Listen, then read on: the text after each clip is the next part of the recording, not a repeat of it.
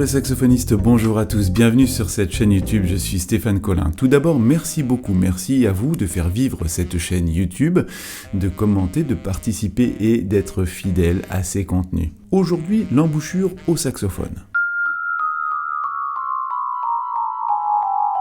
On me pose très souvent la question concernant l'embouchure au saxophone. Effectivement, c'est une vaste thématique et surtout sujet à différents avis, voire à des controverses. Dans tous les cas, je ne saurais que vous conseiller que de faire attention à ce que vous pourrez lire, voir sur internet les tutos et autres vidéos. Le premier point à mon sens est celui de la légitimité. Ce n'est certainement pas celui qui fait le plus de vues ou celui qui arrive en haut des moteurs de recherche qui a raison. Un petit peu à l'instar des petites publicités que l'on trouve dans nos boîtes aux lettres où le plombier appelle sa société ABC Plomberie pour être en haut de la liste. Ce n'est pas forcément le meilleur plombier, ça pourrait même être une arnaque. Soyez donc vigilants. Mais revenons donc à nos moutons, si je puis dire. Le meilleur moyen d'avoir une information fiable, c'est de regarder par exemple le parcours du musicien, du professeur, ses études, éventuellement ses diplômes, et puis évidemment l'écouter.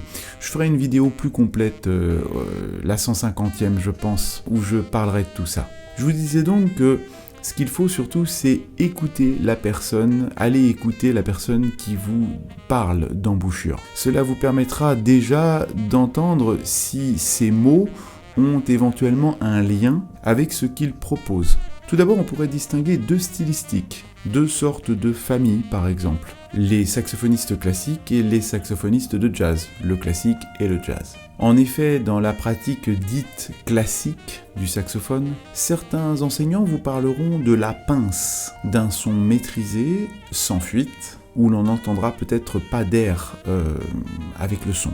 De fait, il y a eu durant de nombreuses années, pour les saxophonistes classiques, l'envie, le désir, peut-être même on pourrait parler de fantasme, je ne sais pas d'ailleurs, faudrait leur demander, de se rapprocher de la pureté d'un son maîtrisé comme celui de la clarinette, du basson ou du hautbois par exemple. De l'autre côté, et toujours sans faire de chapelle bien sûr, il y a toujours des contre-exemples. En jazz, tout cela a volé en éclats, avec par exemple l'utilisation du son subtone, de l'air que l'on entend à l'intérieur du son et qui ne sont pas du tout des fuites, ce qui procure, pour certains musiciens, une chaleur, un timbre propre, assez caractéristique dans la musique de jazz. Je pourrais également vous parler des sons timbrés dans la musique pop variété par exemple. Si en effet le bec, son ouverture, la force des hanches pourront jouer, c'est bien votre manière d'emboucher, de souffler, qui va avoir un rôle prépondérant.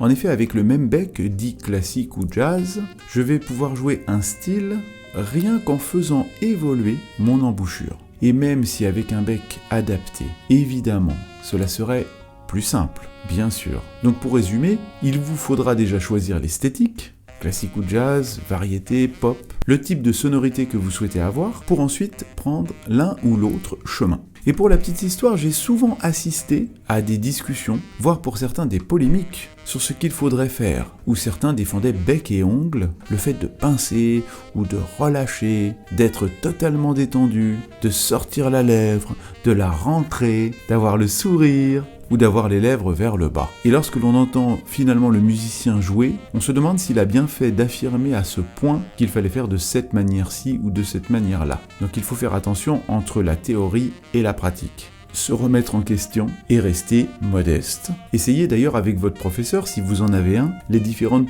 possibilités qu'il aura forcément lui-même maîtrisé, essayé avant de faire son propre choix. Et pour terminer, gardez toujours à l'esprit que si vous pensez savoir quelque chose, la personne en face n'y adhérera pas forcément. Si cette minute saxophone vous a plu, n'hésitez pas à cliquer sur le pouce bleu à vous abonner et n'hésitez surtout pas à activer la petite cloche de notification qui vous permettra d'être tenu informé des nouvelles vidéos que je mettrai en ligne. N'hésitez pas à me poser vos questions ou à laisser des commentaires, je les lirai avec grand plaisir.